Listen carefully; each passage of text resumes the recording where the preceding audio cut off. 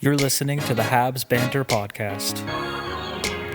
This podcast is brought to you by all Habs and features co-hosts Cory and Marc Lescutra.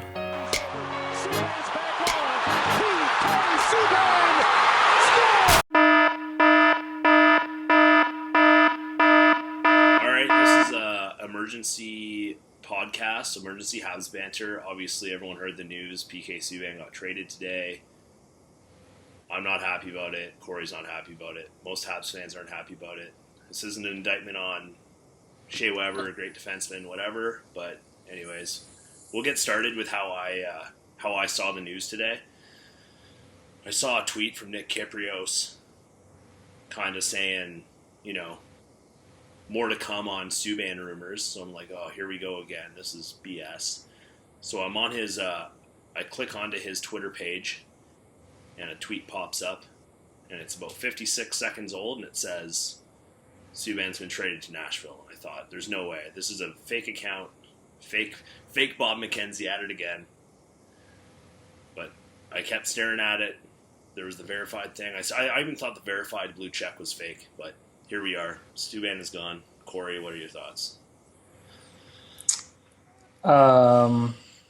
Also, can we just time out for a second? I'll just say we were going to podcast the other day, and it was after the draft, and we were going to basically say all the rumors on Friday were stupid and full of it, and Subban's not going to get traded, and here we are. Anyways, go on, Cory.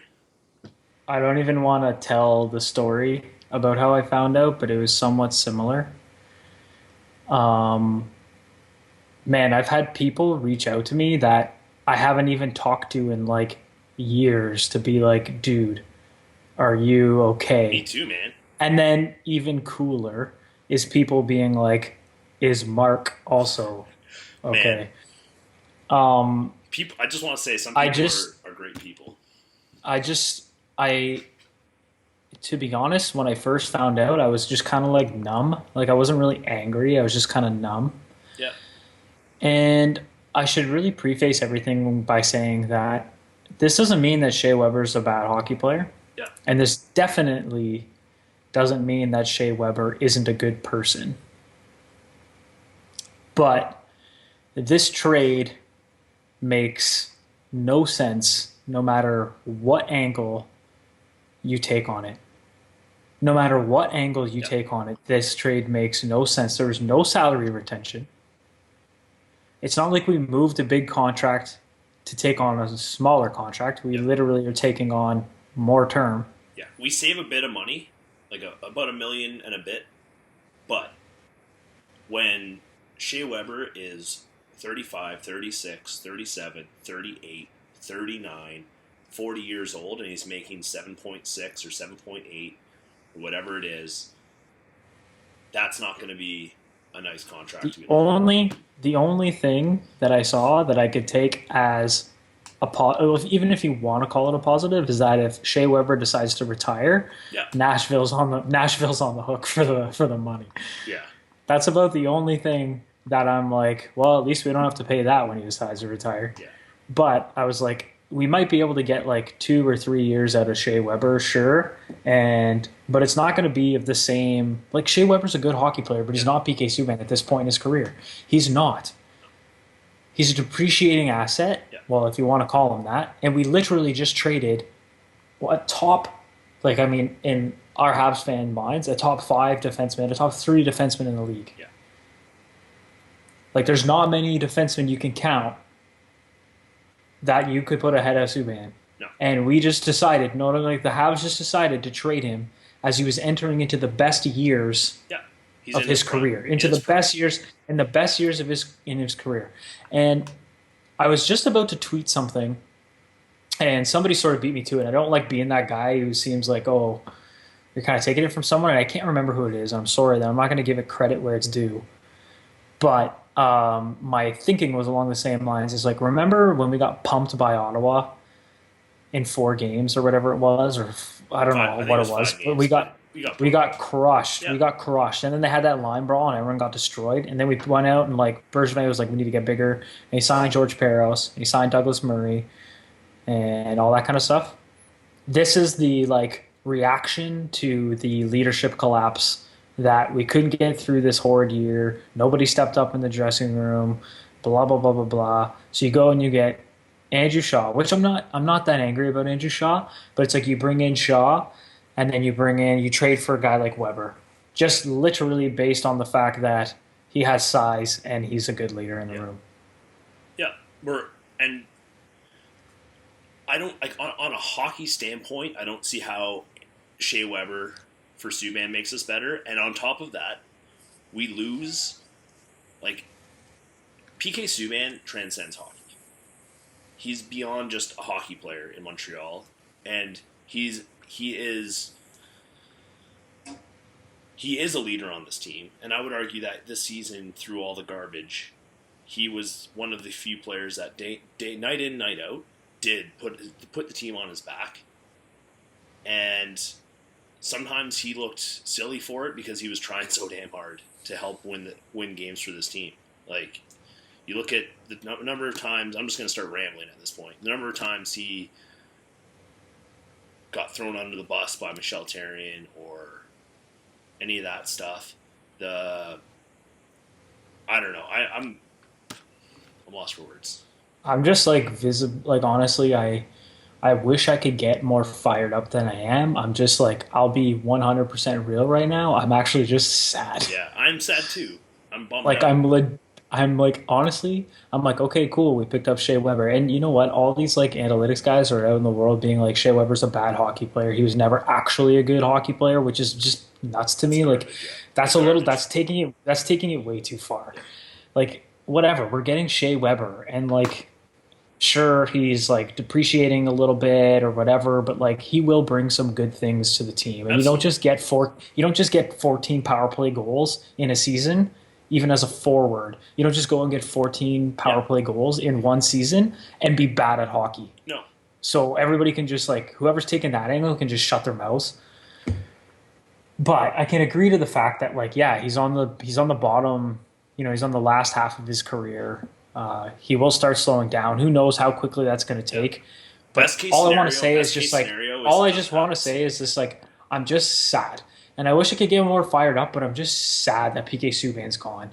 And a lot of people are like, why are you so sad? You're getting a guy like Shea Weber. It's like, because you don't understand, like, being outside of Montreal or being a fan of Montreal, I should say. It's like, you don't understand what PK Subban means to this team. Yeah.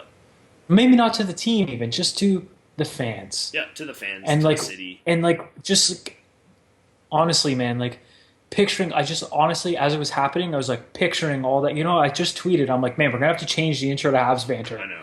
Like, are we gonna have to do that? And I was just like, I pictured that goal against the Bruins when he just dusted Rask on the breakaway. And then I thought of that goal in the regular season against Colorado, where he somehow like pulled a wrap around and dipsy doodled around whoever the hell's in the net. And then I think of like last year, 2 years ago in the playoffs against Tampa when he flipped the guy upside down when he wrapped around the net and then scored, or set up Dale Weiss or whatever in the playoffs and then against Tampa. Yeah, and then when he ripped one, I was in Toronto for something. I can't remember. I think it was a hockey tournament, and we were at the bar and we were watching his Montreal Ottawa playoff game, and he just ripped one. Remember, the puck came off the half boards, and he walked and just stepped into one. Yeah. And that's when I think Markov kissed him or something. Yeah. And I'm just like, man, those are moments where, like, nobody else on that team gives you. Yeah. Nobody else on that team, on the Montreal Canadiens, has that persona and that, like, person that can just, like, grasp onto the fan base. And, like, for whatever money Jeff Molson thinks he's saving, he's going to lose in, like, merchandise and whatever. Like. Yeah. And honestly, there's still all this talk about him being like a selfish guy, a bad player in the locker room. I don't buy that for a second, and never will. Like, shut up. He's the guy who every post game interview, every media scrum, when he's getting praise from the media or criticized from the media, he's always pointing at teammates that are stepping up. He's always giving his teammates credit. He's always. And you know what? And you know what? When he's getting thrown under the bus by Michel Therrien, he's standing there with all the media saying, Michel Therrien has my best interests at heart. I need to make a better play. and when they're saying, PK, you're the first star of the game today. How does that make you feel? Well, Galley had a great goal tonight, or Price had a great game between the pipes. It's not about him for him. It's about his team. It's about winning. Winning's the number one thing. And if you think that's a character issue, you're crazy. You're crazy. And here's the other thing. There's that angle, and then there's the whole PK tries to sell his brand. PK is all about himself. He doesn't Sorry that PK Subban is trying to, one, sell the game of hockey. Yep.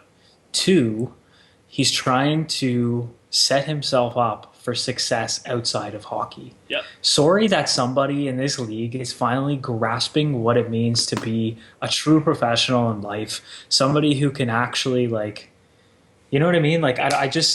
I struggle with the people who say he's selfish because he's selling his own brand. And he's just trying to do that. If you're in a profession that goes until the age of 40, if you're real lucky, and you're not doing that, you're crazy. You're stupid. Yep.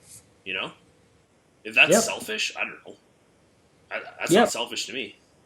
Yep. Sorry, PK Subban's out there being a role model, selling his brand, and you know what I mean? Trying to set himself up for success in the future while also trying to raise charitable money through his brand. I'm sorry that PK Subban is selfish because of that, or that you think he's selfish. You're actually just trying to make excuses to make this trade make sense. Yeah. That's what you're trying to do.